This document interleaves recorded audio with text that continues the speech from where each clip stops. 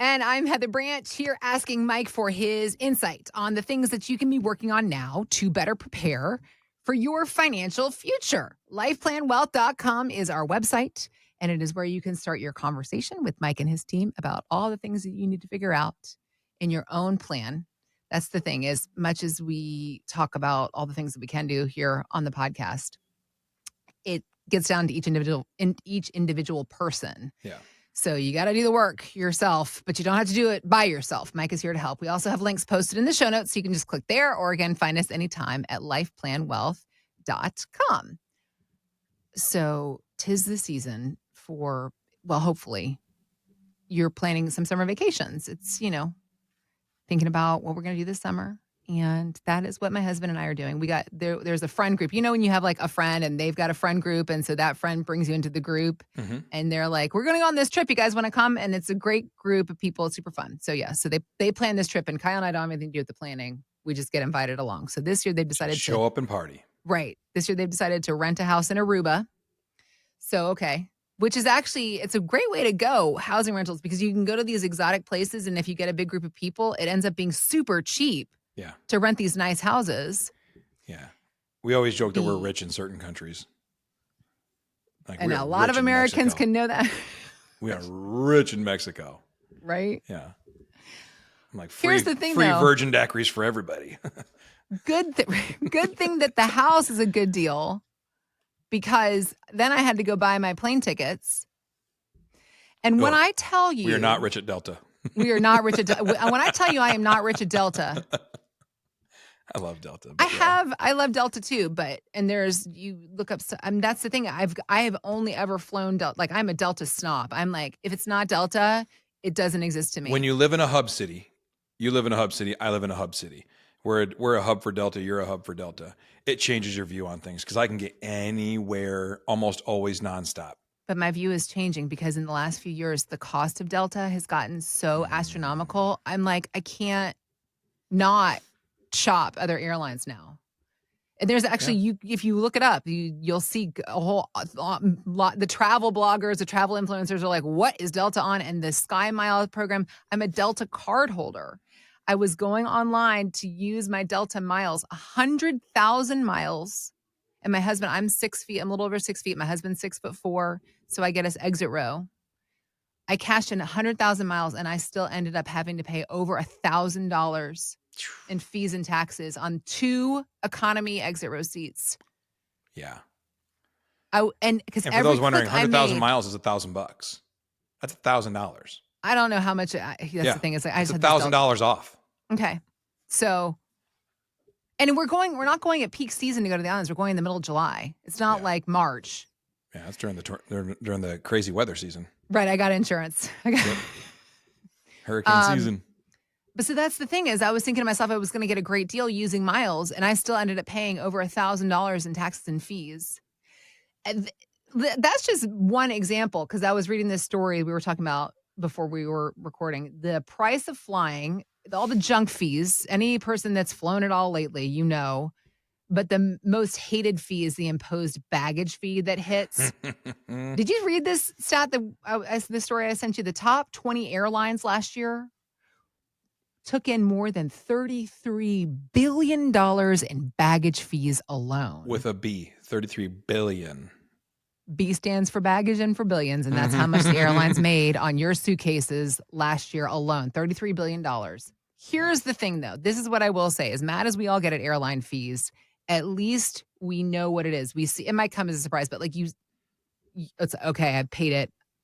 I'm going to get to Aruba. We're going to have our trip. We're going to come back, and fine, it's done.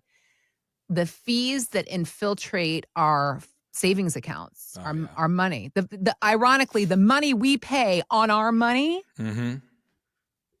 it's people are not angry enough. And I think it simply goes down to the bottom line that they don't know how much they're paying. Yeah.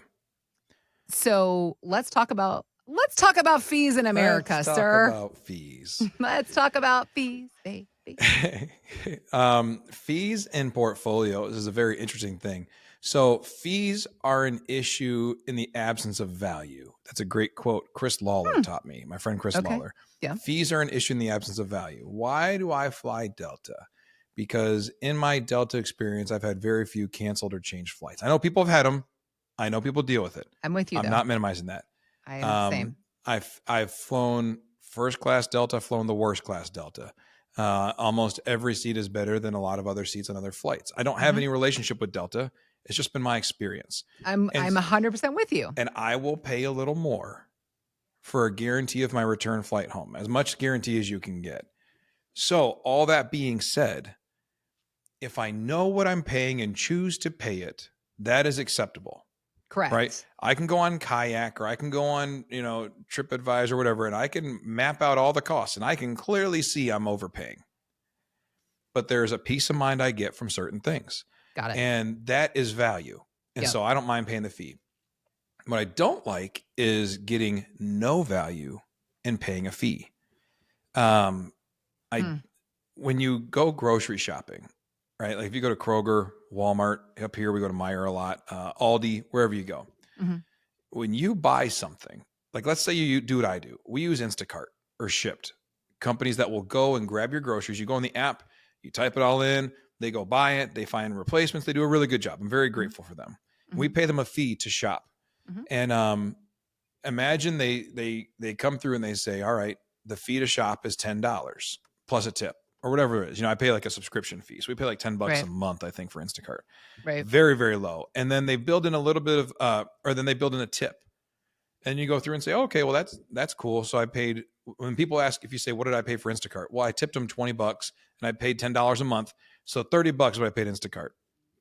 And then you go through, and if you have like the Meijer app open, if you had them side by side, you would see that bananas cost about 4 cents more on Instacart than they do at Meijer when you're shopping from Meijer. Powerade cost a few cents more. Like everything has a slight increase in price because Instacart builds in a little cushion of pricing. You don't get sales. Like if you go to the Meijer app and it says, this stuff's on sale, 4 for $5 this week. Not on the Instacart app. You pay regular prices. And so they build in these little cushions of extra revenue being generated without ever actually charging you for it. They just say, here's what it costs you to get bananas from Meijer on Instacart. And unless you pull the two up side by side, you would never know that you're paying a slight increase. Got it. And that's like one of those hidden fees. Now it's in their disclosures that they do that they price things up. It's in the small print. The terms and conditions that nobody reads. Yeah. So that's one. But we all signed, checked right. the box. And that's one example. So I say, all right, well, let's say on a $100 order, I paid an extra $5 to Instacart in uptick fees. All right. So I'm $35 in. I still have to pay Meijer. I still have to pay the grocery store. And then in the grocery store's cost, they say, all right, well, yeah, here's how much a box of cereal cost. $3. All right, $4. In there, they build in their cost of the diesel and the gas, the diesel and the trucks to get it there, the cost they paid General Mills, the cost they paid someone to stock the shelf, the cost to pay for the pricing, like all that stuff. It's all built in. And we just go through and imagine you get to let's say you don't go Instacart, you go shopping on your own. You go through the store and you grab milk out of the cooler and it's $3.69 a gallon. And you grab your bread and you grab your this, you grab your that, and you put it all in the cart and you got like a cart full of groceries and you're thinking $150. And they ring it up and they say $380.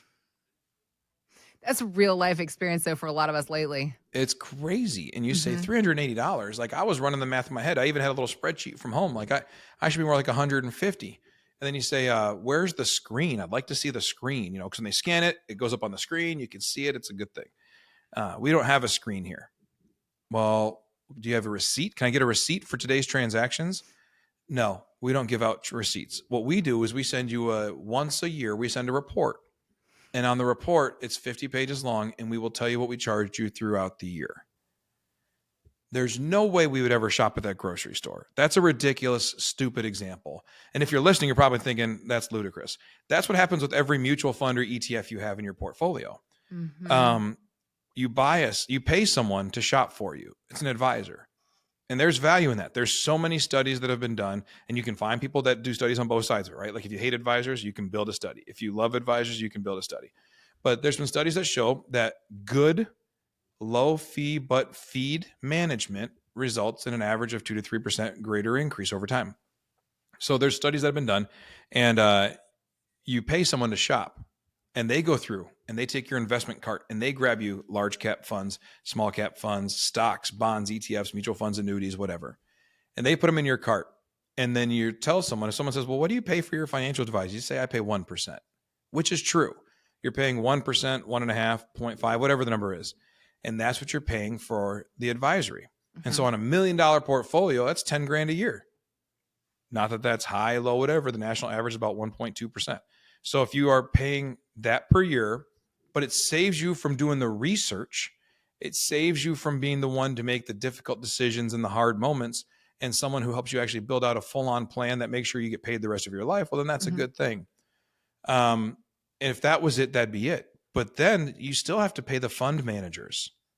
So there's people who at Fidelity, at Vanguard, at American Funds, at Janus Funds, at wherever, when you have these funds in your portfolio, if it's a mutual fund, there's a fund manager on the other end, and they are like the grocery store. They have to get paid for buying and selling the stocks inside the mutual fund. We love a mutual fund because it's a way of buying 1,000 stocks at one time, and I don't have to pick them out. But someone has to get paid for doing that, and that's the fund manager. So you pay the advisor 1%, and then on average, you pay some mutual fund manager about another 1%. And you say, oh gosh, okay, so now I'm paying 2% on those fees. Is there a way to know what I'm paying? Well, yeah. Every year we send a prospectus out once a year, and it's 50, 100, 120 pages. I literally have this thing right here. Someone just brought in this morning to a meeting. I wish I could grab it, but it's a stack about this big. It looks like a ream of paper, and it's from one fund. And that's the report? It's the prospectus. It's worth it. Stay right there. It's worth it. Okay. It's literally right there. Everybody wait. If you're listening to the podcast and not watching it on YouTube. This is a great video. There's a visual. Yeah. I'm glad we're talking. This is a prospectus. Wow. It came with tethered together. And they said to my client, here you go. This is so you can understand what you have. Are you kidding me? How is he supposed to know that? He's like, I don't do that. I don't want to. And you notice he didn't unbind it. He left it completely bound up. He's like, I'm not dealing with that stuff. And yet that is his receipt. And that's one fund. How many funds does he have? 25, 30. Oh God. Yeah. So, and it's not the fault of that company. It's the fault of the system. That's how the system works right now. It says you buy a fund, they report once a year. And how easily do you understand that? Well, you can read that report, which he didn't. He didn't unbundle it. Well, but what are the chances he's going to really be able to understand it? It's like been giving a law book. It's written by lawyers. And you don't know law. You don't know the law. Like it's like reading Greek. Yeah. And so what he did is he hired someone to interpret.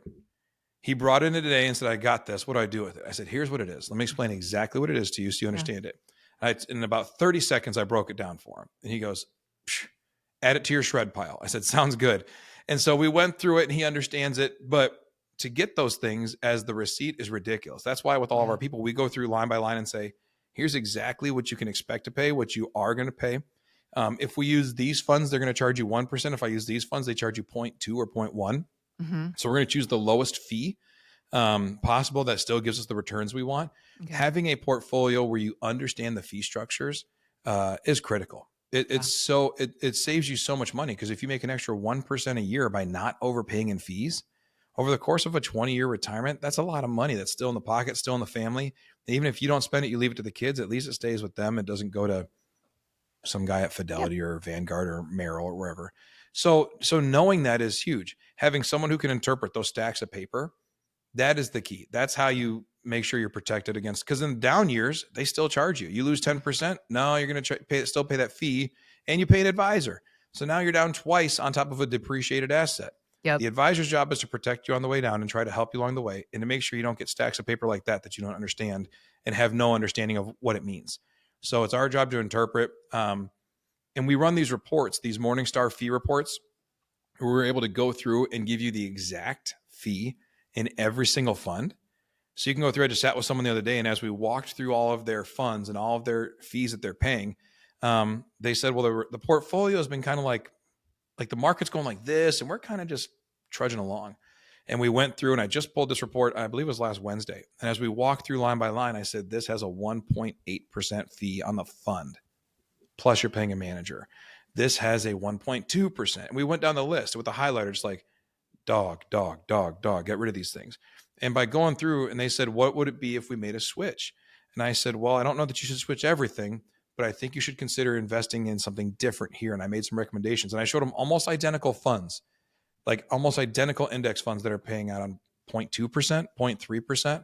So 1.5% you make a year just by not overpaying. So on our website, there's a button that says click your retirement or start your retirement roadmap today.